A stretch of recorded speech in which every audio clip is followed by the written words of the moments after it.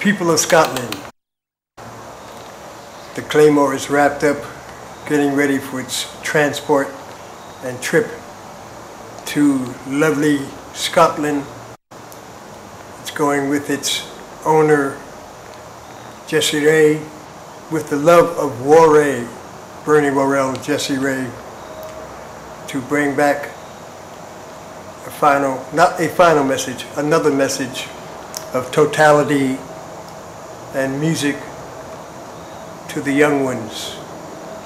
A history of funk, old and new. He'll be traveling tonight, weary but fully loaded, with some more knowledge of what's to come and of the presentation we honestly, truly want to do, the new presentation in Scotland sometime soon. Coming your way. Listen out for it on Brick, the borders of Scotland. All right, over and out. Keep the funk alive. That's it for now. BW here, Wizard of Woo. My love to you, Scotland.